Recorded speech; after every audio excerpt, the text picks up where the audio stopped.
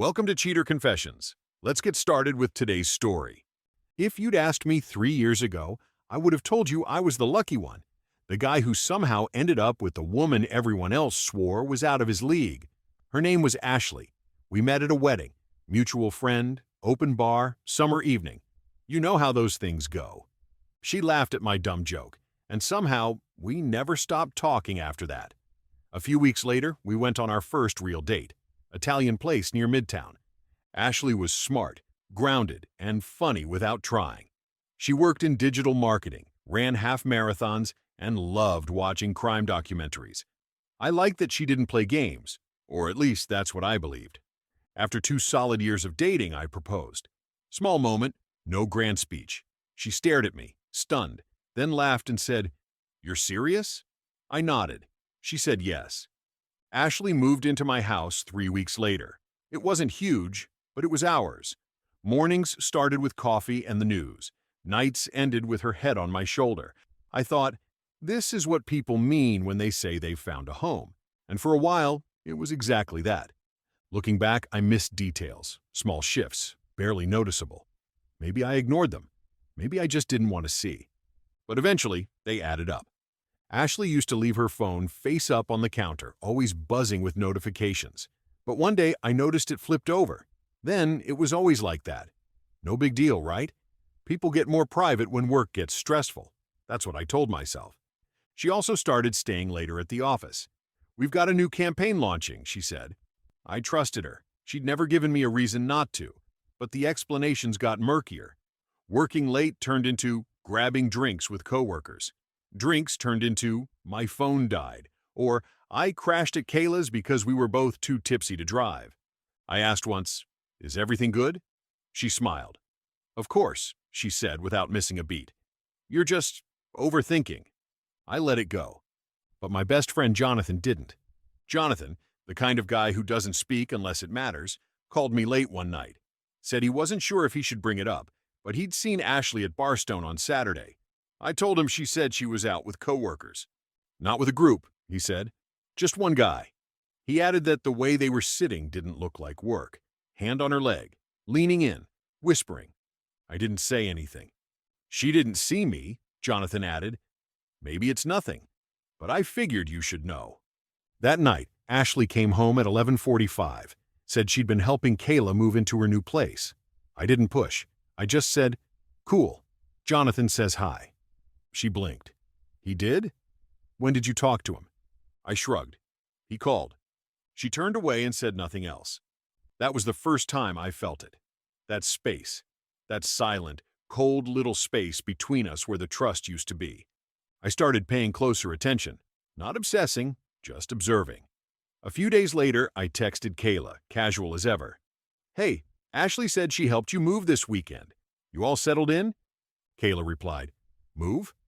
I haven't gone anywhere. Still at the same place." Another time, Ashley told me she'd be home by 7. At 7:45, I called her. No answer. At 8:30, she texted, "Sorry, client call ran long." When she got home, I asked how the client's call went. She hesitated. "Oh, it was kind of a mess. They didn't know what they wanted." But her eyes said something else. Then on a Sunday afternoon, we were heading out to get groceries.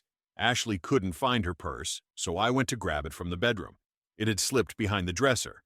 When I picked it up, it was unzipped. Something buzzed inside. A phone. But not her phone. She was already holding that one in her hand. I pulled out a second phone. Black.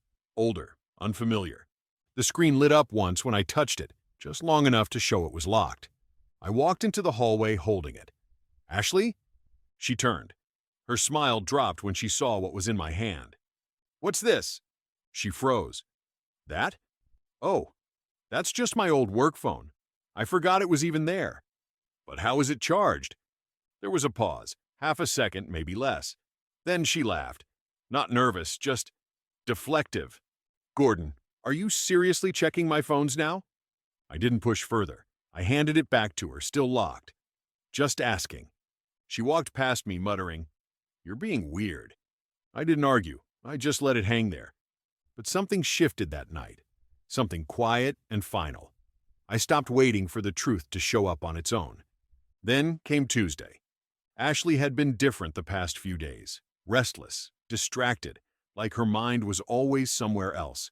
That evening, when I got home from work, she was already dressed, like she was about to leave. "Going somewhere?" I asked. She didn't look at me when she answered. "Just grabbing drinks with Jenna. Haven't seen her in a while." "Jenna? From your last job?" "Yeah," she said. She texted out of the blue. I nodded. "Are you taking both phones or just the new one?" That stopped her. She turned slowly. "What?" "Your second phone," I said. "It lit up last night. I saw the screen." She tensed up. "I can explain," she said quickly. She sat down at the kitchen table without being asked. She took a breath. "I've been having panic attacks for months. I didn't want to worry you. That phone, it's not what you think. I use it to text my therapist. It's private." "Your therapist's name is Mark?" Her head snapped up. I kept my voice flat. "Missed call. Mark. That's what the screen said." She pushed her chair back hard enough to squeak the floor. "You've been spying on me?" "No," I said. "I've been listening, watching, connecting dots. You've been lying." She stared at me like she didn't recognize who I was anymore. "I can't do this," she said, grabbing her purse. "Didn't think you would," I replied. She left without another word. I didn't follow. I just stood there and looked around the kitchen and realized nothing in that room felt like ours anymore. That night, she never came back. I waited, just in case. But the hours passed, and so did the next day. 3 days, no calls, no texts, just silence. Then, on the fourth night, I heard her key in the door. She walked in like she lived there. Hair pulled back, no makeup. "Can we talk?" she said. "I stayed at Kayla's," she added. I needed time. I didn't offer her a seat. She sat down anyway. "I wasn't honest with you," she began. "About a lot. About Mark. About what I was feeling." I leaned on the counter, arms folded. She looked down. "I knew him before you. We reconnected a while back. Just talking. At first, it wasn't anything. But then, it turned into something. I didn't plan for it either." "Was it physical?" I said. "It wasn't. For a long time." I stayed quiet. "It only happened twice. The second time was a mistake. I ended it after that." "So you lied about the emotional part." "I was scared," she said. "You would have left me. I didn't want to lose you." "You already did," I said. There was a long silence. She reached into her bag and slid her old phone across the table. "No password," she said. "Check whatever you want." I didn't touch it. I just stared at it, sitting there between us like a dare. But I already knew what I needed to know. I didn't want more lies. I wanted the truth, just not from her. The next morning, I met Jonathan. I laid everything out. The second phone, the name on the screen, the way she looked when she lied. He listened and didn't interrupt. When I finished, he said, "If you still want answers, we'll find Mark." I nodded. I wasn't after a fight. I just wanted to look the man in the eye. Later that week, we met Mark Hammond. I waited outside his building and approached him calmly. "I'm Gordon," I said. He looked at me, then smirked. "Figured you'd show up eventually." "Relax," he added. "She came to me, not the other way around. Don't paint me like a villain." "Did she tell you she was engaged?" "Didn't care about it," he shrugged. "She was a mess. She needed something real. And yeah, she came over more than once." He pulled out his phone and showed me a thread of messages. "You want the truth?" he said. "There it is." I didn't punch him. I just turned around and left. That night, Ashley was sitting on the couch when I got home. She looked up, hopeful, nervous. I didn't sit. "I talked to Mark," I said, keeping my voice steady. Her face fell. "Gordon, Save it," I said. "He showed me the texts. I saw everything." She stood slowly, like her legs weren't sure they wanted to hold her. I was lost. I didn't know who I was anymore. You were so steady, and I felt like I was disappearing into your life instead of living mine. "You could have said that," I told her. "You could have talked to me instead of sneaking around with someone who doesn't even respect you enough to lie for you." Her eyes welled up. I know I messed up." "You didn't mess up," I said. "You made choices, deliberate ones." She stepped closer. "I want to fix this. I'm willing to do whatever it takes." I looked her dead in the eye. "I'm not. There was no yelling, no name-calling, just a silence that felt heavier than anything we'd ever said. "I want you out," I told her. "By tomorrow." She tried to speak, but the words didn't come. "I won't fight with you," I added, "but I won't live with you either. Not after this." She stood there, then turned, walked into the bedroom, and shut the door. I didn't sleep in the house that night. Jonathan gave me a couch and a beer and said nothing, which was exactly what I needed. By the time I came back the next day, her things were gone. So was she. The house felt bigger. Not better, just quieter. I deleted every photo of us from my phone. I went dark on social media for a while. When mutual friends texted asking what happened, I replied once. It ended. That was enough. I spent the next few months rebuilding. New routines, new habits. I started running in the mornings, started recognizing that peace wasn't just quiet, it was earned. 5 months. That's how long it had been since I saw her. No calls, no texts, like she'd vanished from my life completely, and I liked it that way. I had moved. New apartment, new gym, new job. Even started casually seeing someone, a woman who laughed at my sarcasm and didn't flinch at silence. Then, one Thursday evening, I got home from work, cracked a beer, and there was a knock at the door. I wasn't expecting anyone. I opened it, and there she was. Ashley. Same eyes. Thinner than I remembered.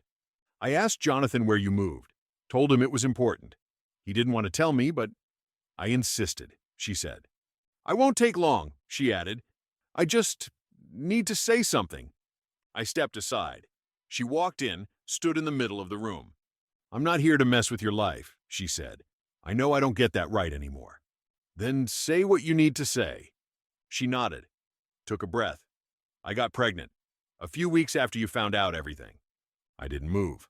I wasn't sure at first. I didn't tell you because I didn't want to drag you back into something. But I need to be honest now. Is it mine? I asked.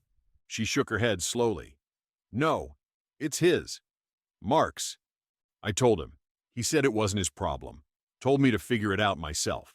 She kept her eyes on the floor. I thought about not having it. I really did. But I didn't go through with it. I couldn't. I let that sit. She looked up. I'm not asking for anything. I couldn't carry this and pretend it didn't matter. You deserve to know. I stayed quiet. I'm sorry, Gordon. Not just for what I did. For what I could have dragged you into. I finally spoke. If I hadn't found the second phone, would you have told me any of this? She didn't answer. Not with words. She just stood there, still, silent. And that silence said everything I needed to know. Ashley didn't stay long. She turned toward the door.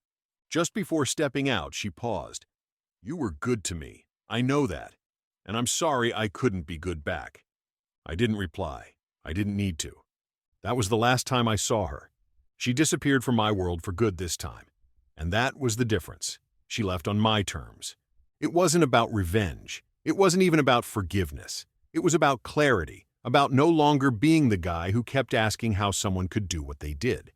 The answer was simple. They just do. People like Ashley don't wear signs. They show up as everything you want, until you stop watching closely. I used to think love was about giving someone your whole heart without hesitation. Now I know better. Love's not blind. It's clear-eyed. It listens to silence and watches what people do when you're not watching. Some days I wonder what would have happened if I hadn't checked that second phone, if I hadn't listened to Jonathan, if I just believed her and kept walking blind. Would I be raising Mark's child right now, thinking he was mine? That's the part that gets me. But there's peace in knowing I didn't fall asleep in the lie. And the next time I love someone, I won't forget what it took to earn that peace. Because the biggest thing betrayal teaches you is how valuable clarity really is. Thank you for watching.